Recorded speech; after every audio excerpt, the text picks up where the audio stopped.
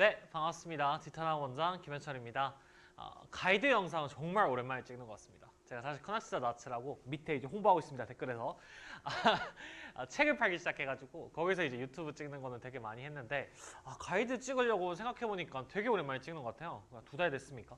죄송합니다. 자, 오늘은 6월 평가원 이제 피드백 가이드, 그러니까 오늘 6평 시험 치고 난 다음에 내가 무엇을 피드백해보면 좋고 어떤 마음가짐으로 시험지를 다시 한 번 더 봐야 될지, 이게 단순히 사설이나 교육청 시험과 좀 달라서 사실 어떻게 보면 좀 더 진중하게, 그죠? 깊이 있게 분석을 해야 되고, 우리가 여기서 뭔가 챙겨가지고 또 뒤에 있을 여름 2학기의 학습 동력으로 삼아야 되지 않겠습니까? 그러니까 그런 것들을 어떻게 가이드하면 좋을지에 대한 가이드 영상이고요. 시험에 대한 총평, 가까운 별로 어떻게 앞으로 공부했으면 좋겠다는 플랜과 대비 방법은 제가 이번 좀 더 분석을 해서 이번 주 일요일에서 다음 주 월요일 그 사이에 업로드 해놓도록 할 테니까 그 영상도 보실 수 있게 구독, 좋아요 중요하더라고요. 유튜브를 해보니까 좀 부탁드리겠습니다. 6평은 진단입니다. 그러니까 뭐 이제 N수생 N이 3 이상이면 사실 이제 익숙한 얘기겠지만 대부분의 학생이 N이 2거나 아니면 N이 1 현역일 테니까 6평은 진단입니다. 첫 평가원 시험을 친 현역들은 굉장히 좀 뭔가 설레고 좌절감도 크고 뭐 감정적으로 왔다 갔다 할 수도 있고, 재수생들도 사실 어떻게 보면 겨울방학부터 공부를 시작한 학생들은 지금까지 어떻게 한 3개월, 짧으면 3개월, 길면 6개월 정도의 공부에 어떤 뭔가 중간 지점을 돈 거니까 사실 생각이 이리저리 많을 수밖에 없는데, 저 이걸 거의 한 10년 하고 있는 입장에 생각해보면 6평은 시험이 안 중요하다가 아니라 시기적으로 중요할 수가 없습니다. 여러분은 3개월 동안 공부를 훨씬 더 많이 해야 되고 9편까지 공부를 훨씬 더 많이 해야 되고 수능까지는 훨씬 더 많은 시간이 남아있기 때문에 중간에 내가 뭘 해야 될까를 방향성을 설정하는 시험이지, 이 시험 자체가 뭔가 우리의 입시 결과를 전면적으로 다 보여준다라고 말하기 좀 힘든 부분이 있으니까 일일비하지 마십시오. 제가 첫 번째 조언도 말씀드리겠지만 감정을 배제하는 게 가장 중요합니다. 6평은 시험을 드라이하게 어떻게 내가 뭘 챙겨야 되는지를 보는 게 가장 중요하다는 말씀 좀 드리고, 말씀드렸다시피 중요한 건 내가 이 시험을 바탕으로 무엇을 배웠고, 배운 건 있겠죠. 왜냐하면 뭐 시험의 퀄리티에 대해서 논할 수는 없습니다. 우리가 사설 모의고사 풀고 나면 사설 틱하다라고 할 수 있겠지만 이걸 풀고 난 다음에 6평 틱하자 이럴 수만 할 수 없잖아. 그러니까 무엇을 배웠고 무엇이 문제였는지에 대한 진단을 하시는 게 중요하다는 말씀을 드리겠습니다. 자, 시험을 치고 무엇을 해야 되는가? 일단 첫 번째 마인드 세팅적인 부분부터 말씀을 좀 드리겠습니다. 감정과 사실을 구분해라. 사실 시작할 때 조금 가볍게 시작했지 않습니까? 몰라요. 앞에 가이드 영상 찍은 지 오래돼가지고 늘 가벼웠는지는 모르겠는데 왜 가볍게 시작했냐면 너무 심각하게 읽지 마십시오. 분명히 여기서 지금 영상을 보고 있는 친구 중에 어떤 친구들은 또 울면서 보고 있는 친구들도 있을 거고, 3수쯤 되면 이제 6평 조졌다 하면은 이제 제정신이 아닙니다. 사실 나 진짜 이거 세 번째인데도 안 되나 이런 생각에 정말 많은 불안감이 있을 수 있는데 다 이해합니다. 그런 감정들에 대해서 제가 다 이해를 하지만 우리가 정말 이 시험을 왜 치고 있습니까? 이 시험을 6평을 왜 보고 있고 가이드를 왜, 피드백을 왜 하려고 이 영상을 눌렀습니까? 가만 생각해보면 결국 11월 달에 있는 수능을 잘 치기 위함입니다. 저는 이 피드백 가이드의 모든 포커스를 수능을 잘 칠 수 있는데 말씀을 좀 드릴 테니까 그걸 바탕으로 좀 하실 수 있게 감정을 좀 컴다운 하시고, 일단 가장 먼저 중요한 말씀은 감정과 사실을 좀 구분해라 말씀부터 들어볼게요. 자, 첫 번째입니다. 망쳤을 때. 현역은 근데 6평 망치고 막 쌤 저 죽을까요? 뭐 이런 애들은 잘 없었던 것 같아. 그죠? 보통은 이게 망쳤을 때 제가 지금 여기 적어놓은 케이스에 해당하는 학생들은 재수나 3수나 N수가 여러 번일 겁니다. 그 친구들 중에 이제 굉장히 큰 무력감을 느끼는 친구들이 있을 겁니다. 내가 뭐 아무것도 할 수 없을 것 같고 망한 것 같다. 근데 가만 생각해보세요. 정말 이제 아무것도 할 수 없나? 가만 생각해보면 여러분 지금 이 영상을 저녁에 보고 있으면 저녁에 집에 가서 밥 먹을 거죠? 그리고 심지어 지금 움직일 수 있지 않습니까? 두 다리 두 팔로 걸을 수 있고, 여러분 가만 생각해보면 심지어 내가 오늘 좀 충격 먹었다 하면은 독서실이나 아니면 뭐 학원에 가가지고 공부를 할 수도 있습니다. 그러니까 사실 많은 걸 할 수 있습니다. 그러니까 여기 이런 감정이 들 땐 그게 사실이 아니다. 그러니까 내가 지금 이런 생각을 하고 있는 게 팩트가 아니라는 마인드 컨트롤부터 하셔야 됩니다. 나 진짜 시험 망하면 어떡하지? 안 망했습니다. 아직 시험 안 망했고요. 시간 정말 많이 남아있고요. 여러분이 열심히 하지 않으셨으면, 부족한 부분이 있었으면 만회할 수 있는 기회도 충분히 남아있습니다. 사실을 생각하십시오. 감정에 매몰되면 그 감정이 사실인 것처럼 느껴지지만 사실 그 감정들은 사실이 아닐 때가 많습니다. 그래서 가장 극단적인 생각들을 적어놓고 그 극단적인 생각조차도 사실이 아니라는 말씀을 좀 드려보고 싶습니다. 그래서 내가 망할 것 같다, 아무것도 못할 것 같다, 이거는 감정일 뿐이고 가장 먼저 망쳤을 때 좌절감이 큰 친구들이 해야 될 건 뭐냐면 좌절감에서 벗어나서, 그러니까 좌절감이 굉장히 클 텐데 거기서 벗어나서 내가 지금 당장 현실에서 뭘 할 수 있을지에 대한 생각을 하시는 게 가장 중요하다 말씀부터 드립니다. 아시겠죠? 울고 있지 마십시오. 두 번째, 욕 좀 해도 될까요? 잘 쳤을 때, 잘 쳤을 때 또 두 가지거든요. 이게 인간 부류가, 그죠? 잘 쳤을 때, 수능이 중요하지. 겸손파, 이 중요.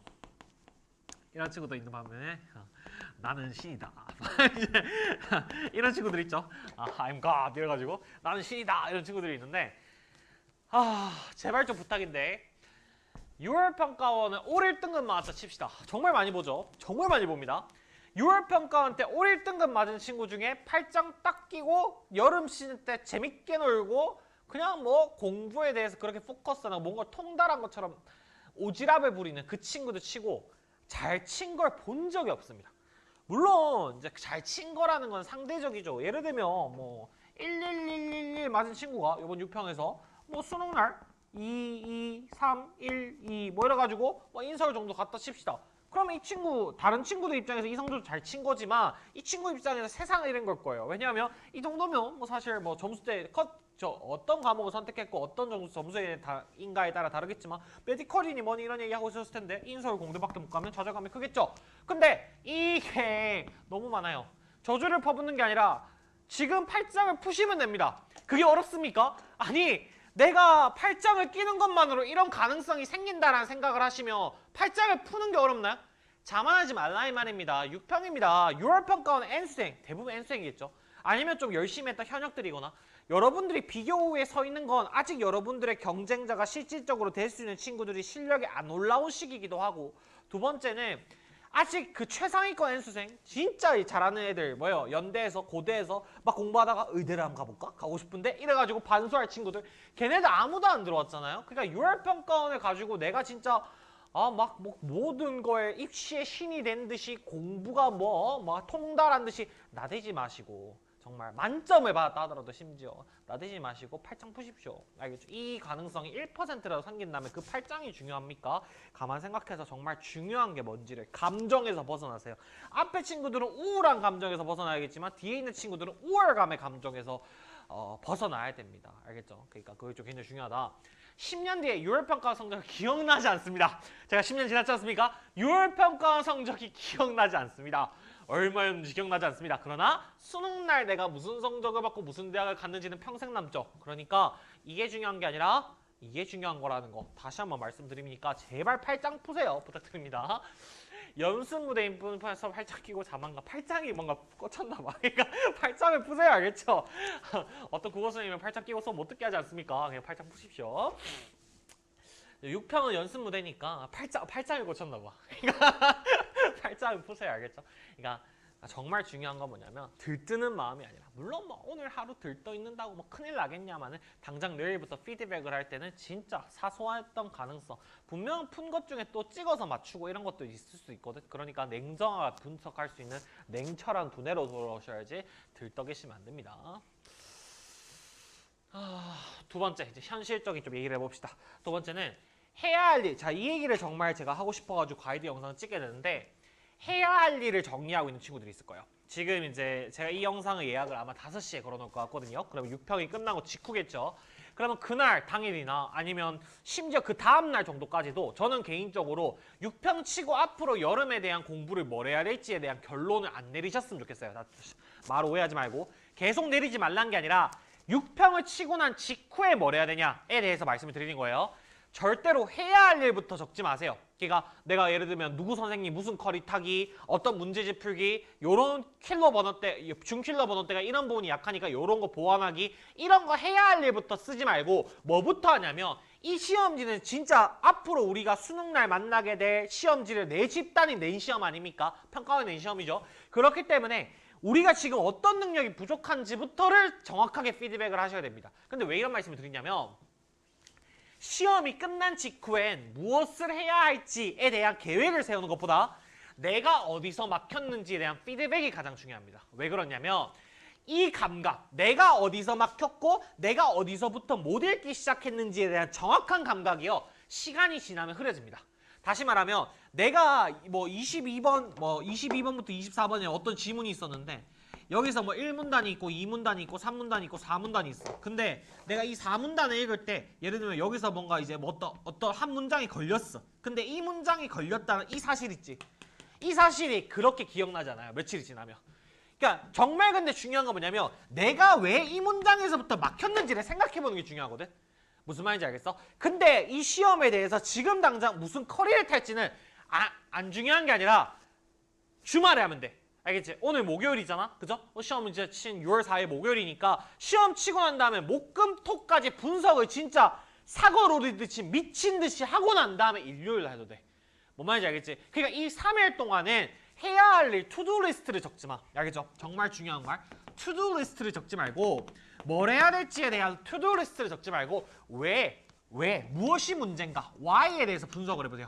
왜 나는 이 문제를 틀렸고 어느 정도 수준인가에 대해서 포커스를 맞춰서 피드백을 하시는 게 맞지? 절대로 지금 해야 할 일을 적음으로써 분석의 깊이를 얕게 갖고 가지 마라. 무슨 말인지 이해하시겠죠? 이게 가장 중요한 말씀이고 정말 좀 꼭 드리고 싶은 말씀이에요. 무슨 말인지 이해되겠죠? 그래서 뭐를 피드백해야 되냐? 어떤 문제부터 막혔는가? 그러니까 어떤 문제를 못 풀었거나 막혔거나 아니면 그 문제 이후로 다 찍었거나 뭐 학생들마다 케이스는 많겠지만 어쨌든 어디서 막혔는가? 이거 첫 번째. 두 번째, 왜 막혔는가? 이 생각을 해봐야 돼. 물론 왜 막혔는가를 분석하는 데 있어서는 사실 선생님들의 도움이 좀 필요할 수도 있어요. 그렇지만 선생님들도 제대로 된 도움을 주기 위해서는 여러분들이 막힌 이유는 여러분들만이 알고 있습니다. 그러니까 그걸 명시화 시키려고 노력하세요. 시험지에 쓰시든 아니면 내가 뭐 어디 머릿속에 정리를 따로 해두시든 어떤 방법이 더 좋으니까 왜 막혔는가? 이해되겠죠? 그리고 세 번째는 좀 욕심일 수도 있는데 국어나 영어 같은 경우에 텍스트잖아. 텍스트이기 때문에 여러분이 읽으실 수 있을 거라고. 그러면 내가 만약에 가설을 세우는 거야. 이거는 정답이 아니어도 돼. 알겠지? 내가 만약에 해설 강의를 한다는 강사라고 생각하면 이 문제에 대해서 내가 못 푼 문제에 대해서 어떻게 풀라고 얘기를 할 건가에 대한 가설을 세워보는 거야. 그게 틀려도 돼. 그러니까 뭐 맞추라는 말이 아니야. 뭔 말인지 알겠지? 내가 그러면 어떻게 풀었어야 될까에 대한 나름대로 가설을 정해보고 제가 뒤에서도 말씀드리겠지만 이 가설을 해설 강의랑 비교하는 거야. 여러분 해설 들으실 거죠? 그죠? 해설 강의와 비교해보는 게 중요하다 이 말이야. 이해되겠지? 근데 이게 내 가설이 있어야 돼. 왜냐하면 내 가설은 내 머리에서 나온 거잖아. 그리고 강사가 해설 강의하는 건 그 강사 머릿속에 나온 거야. 맞죠? 그러니까 그걸 두 가지를 비교하려면 너도 너만의 가설이 있어야 돼. 그게 틀렸다 할지라도. 뭔 말인지 이해되겠지? 그래야지 피드백의 농도가 짙어질 수 있으니까 그 부분에 대해서 생각을 좀 해보시기 바래요. 아시겠죠? 두 번째. 그러면 어떻게 구체적으로 피드백을 할 때 좀 조심해야 될 부분들이 뭐가 있는가에 대해서 말씀을 좀 드려보도록 할게요. 많은 학생들이요. 시험 직후에 피드백을 할 때 앞으로 뭐를 할 건지에만 집중해요. 예를 들어 볼게요. 문학 연계 지문을 나왔죠, 그죠? 오늘도 나왔을 겁니다. 문학 연계 지문을 풀다가 막혔으면 학생들이 문학을 연계를 풀다가 막혔으니까 연계 지문 봐야지. 이렇게 끝나요. 근데 가만히 생각해봐. 내가 이 지문을 읽다가 연계가 아닌 어떤 부분에서 다시 연계 지문인지 몰랐지만 내가 어떤 부분에서 읽다가 막혔는지를 알고 이 결론에 도달하는 것과 그렇지 않고 그냥 그런 분석은 집어치우고 나 혼자서 그냥 공부를 하게 되는 것은 다르다 이 말이야. 자, 예를 들어 볼게요. 좀 긴데 제가 원고에도 적어놨으니까 한번 읽어보세요. 어떤 친구는 이런 생각을 할 거예요. 아무개 A는 이런 피드백을 할 겁니다.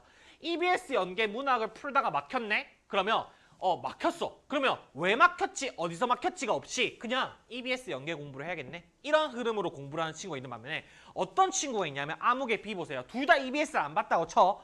그러면 이 아무개 B는 이런 프로세스로 피드백을 해내요. EBS 연계 문항을 풀다가 막혔네? 그럼 뭘 생각해보냐면 왜 막혔지? 그러니까 내가 이걸 비연계로 뚫어낼 수도 있었잖아. 그지? 근데 내가 이 연계 작품이 왜 막혔지를 생각해봐. 그러면 이렇게 생각이 드는 거야. 두 번째 문단부터 막혔고 김첨지랑 김아무개를 헷갈리기 시작한 전부터 꼬였네? 그럼 이건 이제 내가 못 읽은 거죠. 이해하시겠어요? 내가 못 읽은 거죠. 그리고 난 다음에 이제 EBS 연계책을 막 뒤져. 그러면 EBS를 안 했더라도 출제 포인트 중 하나였으니 꼭 신경 써야겠네. 뭔 소리야, 씨발. PPT가 좀 잘못된 것 같아요. 그러니까 EBS를 안 봤더라도 내가 이제 EBS 연계책이나 이런 것들이 있겠죠, 그죠? 그런 책을 펴보면 출제 포인트로 정리돼 있잖아, 그지? 근데 그 책을 보니 그 부분에 대한 구분, 그러니까 이런 포인트를 짚었을 가능성이 높아요. 못 짚었을 수도 있는데 책이 이런 포인트를 짚었을 가능성이 높거든. 그러면 그 부분의 구분이 중요하다고 적혀 있으니 사실 연습을 할 수 있었던 포인트네. 그러면 앞으로 EBS 연계 작품을 볼 때 중요하다고 지어보는 부분이 항상 나오지는 않겠지만 꼭 내가 정리를 해야겠네라는 결론에 도달하는 거야. 뭔 말인지 알겠죠? PPT가 조금 박살이 나 있습니다. 근데 어쨌든 요 프로세스를 정리하는 것과 요 프로세스 정리하는 것은 어떻게 보면 시작과 끝은 같아요. 시작은 뭐예요? 연계 공부를 안 했어. 끝은 뭐예요? 연계 공부를 해야겠다. 야, 근데 이 중간 과정이 있고 없고의 차이가 뭐냐면 내가 앞으로 EBS 연계 공부를 하게 되더라도 위에 있는 친구는 왜 해야 될지에 대한 당위를 충분히 못 느끼고 공부할 가능성이 높아요. 무슨 말인지 이해되시겠어요? 근데 밑에 있는 과정은 내가 지금 얘기하고 싶은 건 진짜 EBS 연계 공부를 어떻게 효율적으로 하는 거 아니야. 알겠지? 공부를 하는 프로세스와 그 공부에 대한 계획을 설계하는 프로세스에서 피드백이 왜 중요한지를 말하는 거야. 뭔 말인지 이해되겠지? 근데 이 친구는 내가 왜 EBS를 안 보면 무슨 일이 생기고 어떤 부분에서 털렸는지를 알지? 그러면 내가 똑같이 앞으로 EBS 연계 강의를 듣게 되고 EBS 연계 교재를 보게 되더라도 내가 이렇게 피드백을 해보고 깊이 있게 분석을 해서 그것에 대한 문제점을 도출하고 그 문제점을 해결책으로서 공부를 하는 친구와 그렇지 않고 그냥 1대1 대응을 시켜서 아무 피드백 없이 그냥 이게 문제니까 이걸 해결책 이런 식으로 공부하는 친구의 학생의 학습을 하는 과정, EBS 연계 공부를 하게 됐을 때 그 과정에서 깊이가 다르다 이 말이야. 뭔 말인지 이해되시겠죠? 정말 중요한 게 이런 부분이야. 뭔 말인지 이해돼? 그러니까 내가 공부를 하는 부분에 대해서 어떤 부분이 모자라기 때문에 이 공부를 한다라는 당위가 있어야지 그 공부가 제대로 이루어질 수 있습니다. 6평은 그 당위를 만드는 아주 중요한 시험지니까 그 부분에 대해서 생각을 해보시기 바래요. 이해하시겠죠? 그래서 어떤 부분을 정리해야 되냐? 아까 말씀드렸다시피 어디서부터 막히기 시작했는지 시간이 없어서 못 푼 문제가 있었으면 최선을 다해서 풀어보고 풀 수 있는 문제였는지 그 외에 또 어떤 예를 들면 자잘한 문제들 예를 들면 내가 뭐 봤을 때 뭐 눈깔 돌리기를 하다가 이런 부분을 놓쳤다거나 아니면은 예를 들면 계산 실수가 이렇게 나왔다거나 그런 그 외의 문제들이 어떤 것들이 있는지에 대해서 내용에 집중하시고 해야 할 일에 대한 정리는 이번 주 중으로만 하면 됩니다. 이해하시겠죠? 그래서 저걸 하느라 내용적인 어떤 집중도를 흐트리지 말라 말씀을 좀 드리고 싶고요. 다 입시적 관점에서 봤을 때 6월 평가원은 본인의 위치를 정확하게 보여줄 수가 없는 시험입니다. 왜 그러냐? 당연하겠죠. N수생도 다 들어오지 않았고 고3 학생들도 공부를 다 하지 않았기 때문에 사실 능력적인 부분이나 피지컬적인 부분을 어떻게 성장시켜야 될지에 대한 내용적인 부분에 집중하라는 것도 이게 입시적으로도 봤을 때는 구평이나 수능에 비해서 중요도가 떨어지기 때문에 그렇습니다. 이해하시겠죠? 그래서 그 부분에 대해서 꼭 생각해 보시길 바래요. 네, 그러면 이제 두 번째 구체적으로 가까운 문법로 피드백을 어떻게 해야 되는데에 대해서 말씀 한번 들어보도록 할게요. 첫 번째는 이제 국어 영어 영역을 묶어서 제가 말씀을 좀 드리겠습니다. 물론 영어는 아직 구문이나 단어가 너무 약한 친구들은 해당 안 되는 말일 수도 있지만 사실 국어랑 영어는 영어가 해석 실력만 어느 정도 일정 이상 올라오면 두 과목 모두 다 시험장에서 내가 처음 보는 글을 읽어야 되는 글 읽기 영역이라는 점에서 공통점이 있습니다. 그래서 제가 두 과목에 대해서 일단 공통적인 피드백으로는 첫 번째는 글 읽기 능력에 올인해서 피드백을 해라 라는 말씀을 좀 먼저 드려보고 싶어요. 그리고 이제 두 번째 구체적으로 어떻게 피드백을 하는지 방법을 좀 알려드릴게요. 글 읽기 능력에 올인해서 피드백을 하라는 말 자체가 뭐냐면 사실 국어와 영어를 생각해보면 신경 쓸 요소들이 많이 있을 겁니다. 예를 들면 국어 같은 경우에는 일단 첫 번째 언매 개념 같은 것들이 얼마나 되어 있는가 그리고 또 EBS 연계나 이런 것들이 얼마나 되어 있는가 그리고 이제 국어 영어 둘 다 공통적으로 실전 모의고사를 얼만큼 풀어봤는가 다시 말하면 실전에 대해서 시간을 재고 시험지 운영을 얼만큼 해봤는가 등 다시 생각해보면 이 한 지문이 있으면 이 지문을 읽어내려가고 이해하는 것 이상으로 챙겨야 될 게 되게 많아요. 그죠? 저는 이 요소들을 다 챙겨야 된다고 당연히 생각합니다. 근데 제가 드리고 싶은 말씀은 뭐냐면 이거는 어떻게 보면 양적인 거예요. 그러니까 진도죠. 어떻게 보면 진도 아니면은 퀘스트 정도로 얘기할까요?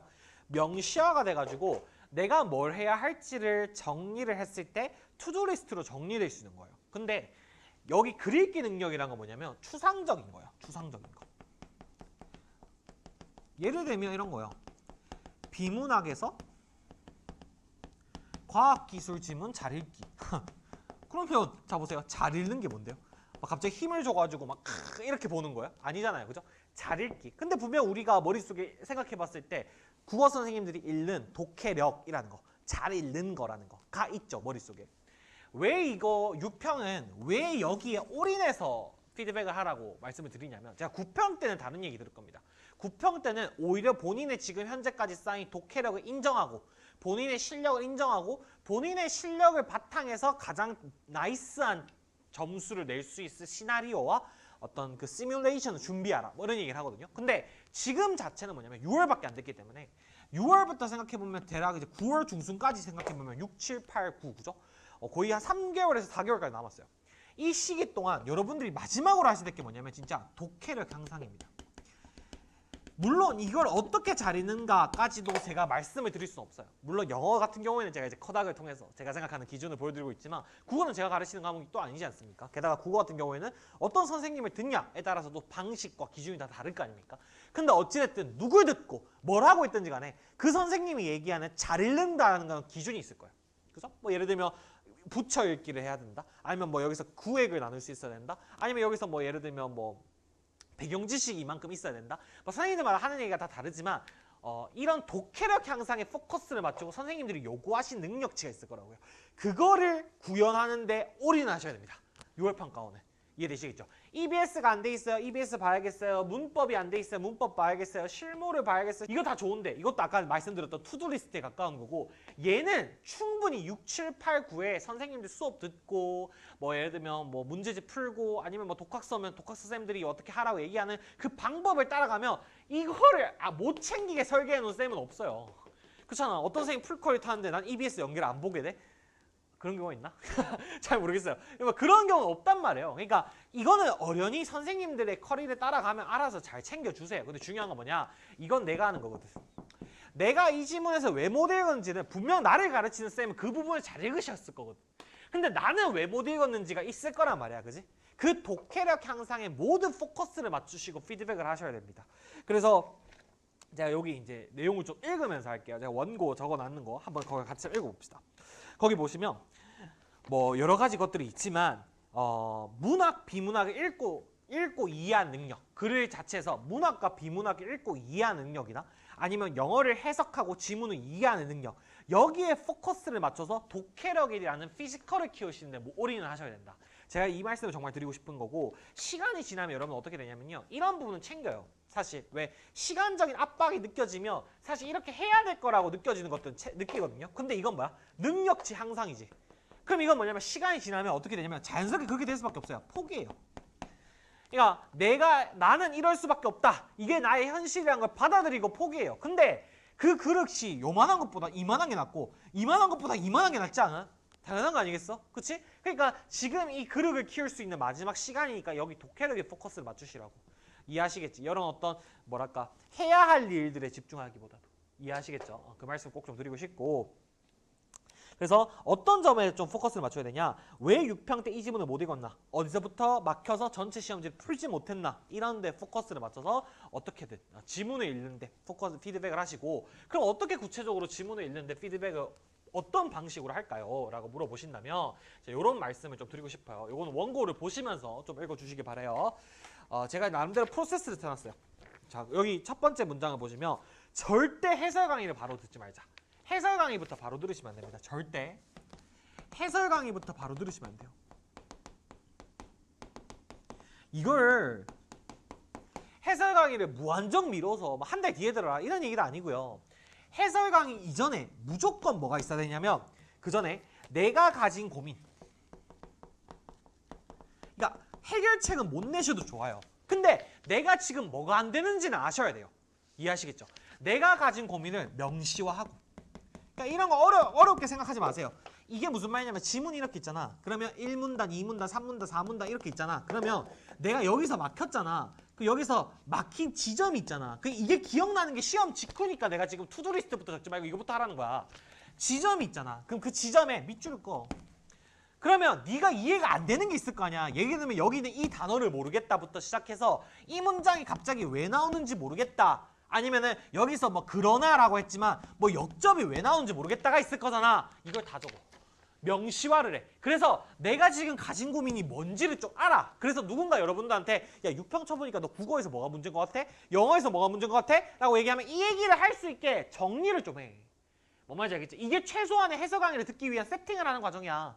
뭔 말인지 이해되겠지? 그게 없는 상태로 남이 읽어주는 거 봐서 뭐해 도대체. 선생님이 해설 강의를 아무리 잘해봤자 솔직히 말하면 그건 남의 사고 과정 아닙니까? 내가 사고해야 되는데 남의 사고 과정만 보고 있는 게 무슨 의미가 있습니까? 이거 무조건 하셔야 돼. 아시겠지? 두 번째는 이거를 한 다음에 이거에 대한 답을 얻는 통로로 답을 얻는 통로로서 해설 강의를 보자. 다만 이게 봐봐. 해설 강의는 전 개인적으로 커리큘럼을 여러 개 듣는 거 정말 싫어하는데요. 이 선생님 들었다 저 선생님 들었다 뭐 헛짓거리를 생각하는데 해설 강의 자체는 여러 명 선생님을 듣는 것도 좋아. 왜 그러냐면 이게 대부분의 선생님들이 뭔가 1대1 교류를 하는 현장에서 수업을 하시지 않잖아요. 그죠? 가외 같은 경우는 좀 다를 수 있겠지만 1대1에서 이제 수업을 안 하니까 내가 가지고 있는 고민이 선생님의 수업 시간에 다루는 내용과 같지 않아 늘. 그러면 내가 고민을 가졌지만 내가 해설 강의에서 뭔가 이게 못 해소가 될 수 있거든. 그러면 여러 선생님 해설 강의를 들어보는 것도 나쁘지 않아요. 그러면 선생님마다 핀트가 좀 다 다르기 때문에 의외로 내가 해설 강의에서 내가 원했던 부분들을 다뤄주시는 부분들이 있어요. 그리고 만약에 이제 제가 뭐 경향이나 이런 얘기 할 때 제가 같이 한번 말씀드리겠지만 그 피드백 되는 방향이 너무 마음에 들어서 선생님이 바꾼다? 그럼 이 시기는 괜찮은 것 같아요. 그건. 이해하시겠죠? 그렇기 때문에 해설 강의에서 여러분들이 좀 이 가진 고민을 해소하시기 맞는데 만약에 그게 내가 듣는 선생님과 내가 공부하는 선생님과 다 해소가 되지 않는다면 다른 선생님 해설 강의도 여러 개 들어보시는 것도 나쁘지 않다 말씀을 좀 드립니다. 그래서 뭐 여러 가지 어떤 부분을 표시해야 되는지 밑에도 적어놨고요. 그리고 그 다음 페이지. 자, 그리고 요 굉장히 중요한 거죠. 고민을 적고 난 다음에 꼭 여기까지 해보시길 추천드려. 내가 스스로 답을 내봐. 자, 이게 막연하게 느껴질 수 있어요. 내가 스스로 답을 내. 야, 선생님 양반. 내가 1번부터 45번까지 답 따낼 수 있으면 내가 100점 맞지. 내가 2등급 맞아요. 이걸 왜 나보고 내가 어떻게 합니까? 라고 생각할 수 있잖아. 그치? 이해해. 그러니까 100% 모든 킬러 질문까지 네가 다 해설을 할 수 있어야 된다가 아니라 이런 상황이라 생각해. 네가 돈이 없어. 그래가지고 뭐 학원 수업을 하게 됐어. 갑자기 급전이 필요해서. 그래서 원장님이 말씀하시는 거야. 너 내일 애들 60명 앞에서 이거 국어, 이거 영어 해설 강의 해야 돼. 다 준비해. 라고 해. 그러면 해설 강의를 해야 될 거 아니야. 그럼 어떻게 해요? 아니 뭐 어떻게든 해야죠. 뭐 가가지고 야 왠지 3번인 것 같지 않냐? 이런 얘기를 해야 될 거 아닙니까? 그죠? 해설 강의를 준비한다 생각하고 어떻게든 답을 내. 그게 비논리적이고 오류고 정답이 아니면 좀 곤란하겠죠? 정답인 방향으로 최대한 사고 과정에 비약이 있어도 좋으니까 너만의 사고를 정리해. 그리고 그 사고를 정리하는데 어떤 문제도 선생님 사고가 먼저 들어오지 않게 네가 먼저 정리해. 내가 원하는 건 이거야. 뭔 말인지 이해되겠지? 그러니까 스스로 답을 내라는 것 자체가 뭔가 진짜 정답을 내고 해설지를 작성해가지고 출판을 해라 이런 얘기가 아니라 스스로 답을 내서 내가 생각하는 사고 과정에 대한 로직을 스스로 만들어 놓은 상태로 해설 강의 들으라는 거야. 무슨 말인지 이해되겠지? 그거랑 그게 아니고 대충 내가 뭔가 이 고민만 적어놓고 대충 피상적으로 읽는 거랑은 아예 차원이 달라요. 3단계까지 하시면 정말 많은 걸 얻을 거예요. 이해하시겠죠? 그래서 요거에 대해서 꼭 생각해 보시길 말씀을 좀 드리고 싶습니다. 이해하시겠죠? 그리고 이러고 해설 강의를 들으세요. 이러고 해설 강의를 수강하십시오.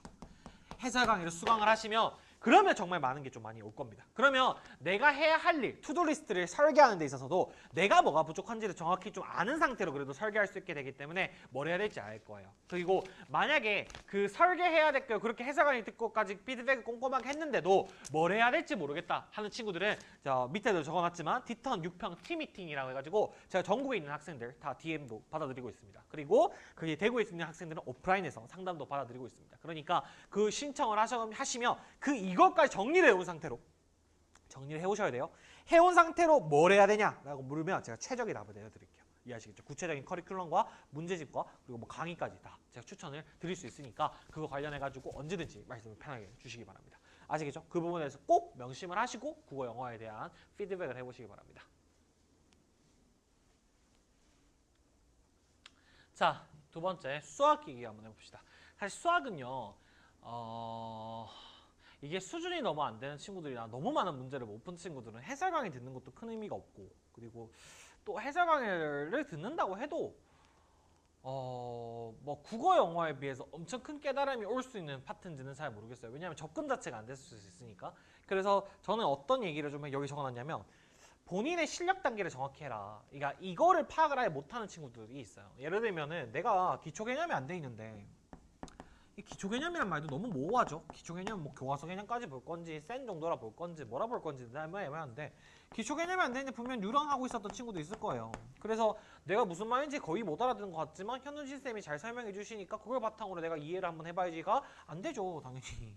이게 너무 부실한데. 그죠? 그러니까 이거를 재정립할 수 있는 게 6월 평가원일 거예요. 그래서 본인의 실력에 대한 수준을 정확히 아시는 게 매우 중요하다고 말씀을 드릴 수 있는데 제가 그 세 가지 섹션으로 얘기를 했어요. 그래서 몇 번 문제를 못 풀었는지 문제 자체에 뭔가 집중하기보다도 내 수준의 단계가 어딘지라고 해서 이 세 단계를 좀 나눠놨는데 베이직이랑 인터미디에이트랑 어드밴스 세 단계로 나눴어요. 베이직은 기초 개념이나 기초 유형서, 센 같은 수준을 이제 반복해야 되는 수준을 말씀드리는 거고 인터미디에이트는 기출이라도, 기출 분석이라도 이런 친구들 같은 경우에는 어느 정도 준킬러에 대해서 터치는 해봤겠지만 문제에서 정답으로 이어지지 못했을 거예요. 이런 친구들이 있을 거고 세 번째 어드밴스. 그러니까 킬러 15번, 22번이나 29번, 30번 정도를 제외하고는 다 맞추는 그런 학생들이 있을 겁니다. 이 세 단계 중에 내가 어디에 속하는지를 생각을 해보고 그 약점에 맞춰서 투두 리스트를 좀 적으실 필요가 있다고 생각해요. 그리고 6월 평가원 때 문제를 피드백한다고 해서 국어 영어처럼 모든 어떤 큰 깨달음 실력이 엄청 급성장할 수 있는 것도 아니기 때문에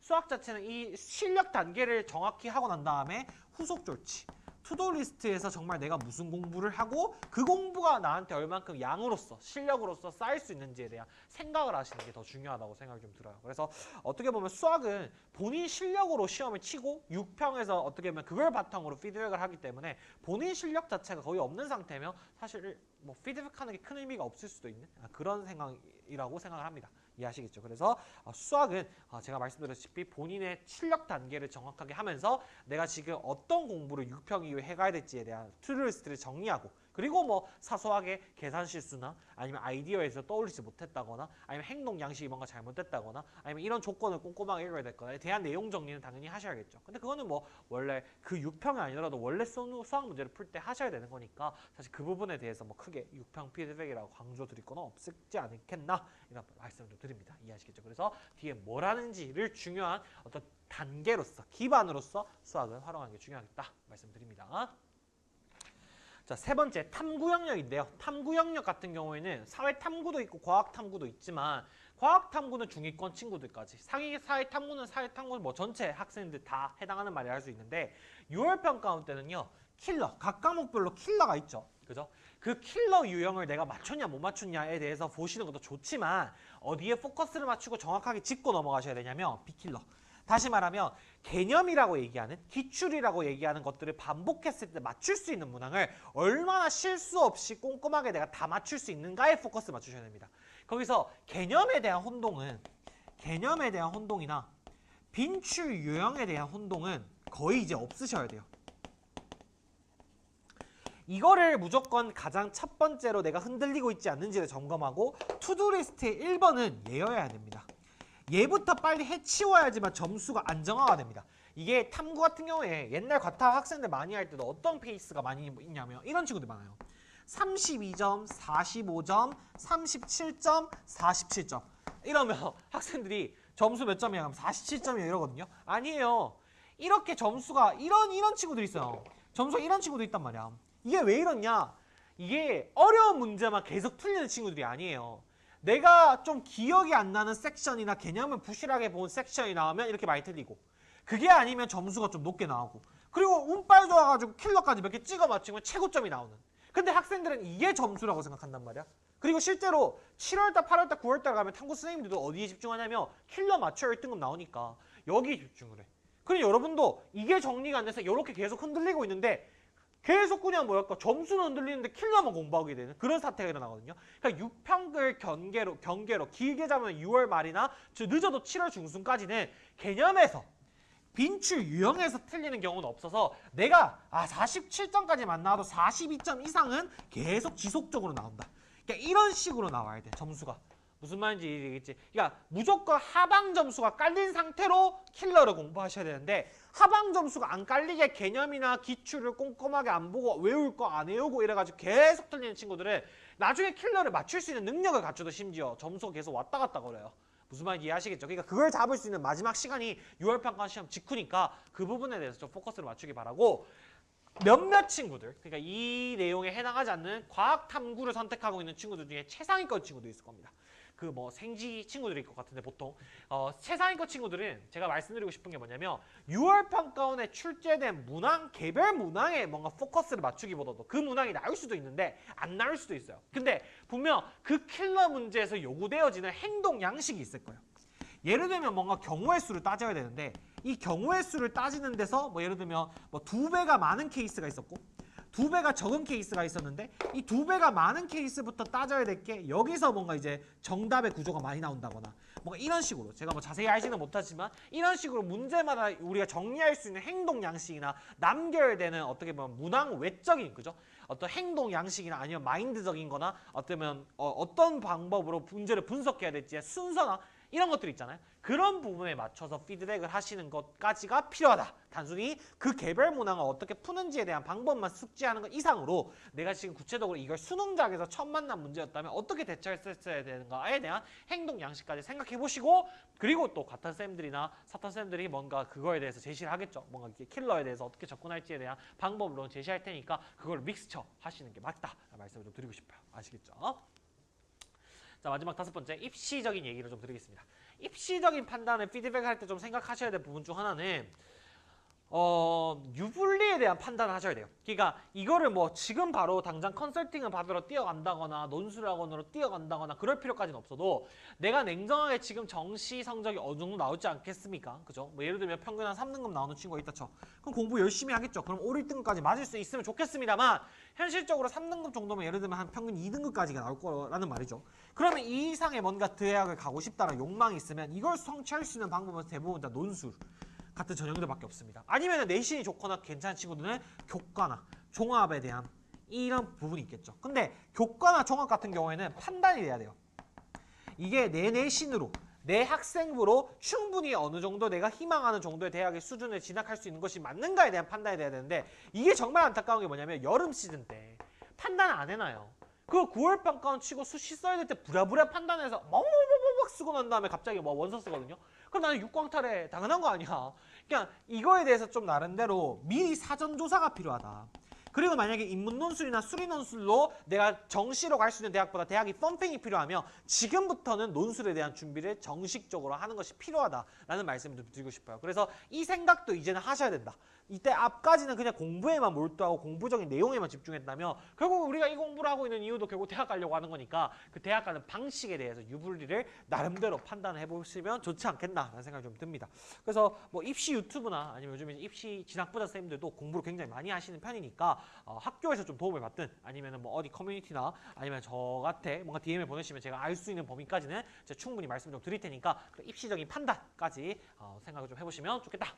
라는 말씀을 좀 드리면서 길게 말씀드리지 않겠습니다. 6월 평가원 피드백을 여기 있는 제가 말씀드린 기본적인 애티튜드에 맞춰서 나름대로의 정리를 해보시고 그 피드백을 최선을 다하고 난 다음에 제가 이제 이번 주 일요일이나 다음 주 월요일 정도에 6월 평가원 경향과 그리고 난 다음에 앞으로 어떻게 공부하면 좋을지에 대한 학습 플랜 계획까지 세워드리는 이 영상을 좀 가지고 올 테니까 그때 좀 더 구체적인 얘기를 하고요. 오늘 시험에 대한 피드백은 한 며칠 동안 여기에 포커스를 맞춰서 정리해 보시기 바랍니다. 아시겠죠? 네, 시험 치느라고 고생 많이 했습니다. 감사합니다.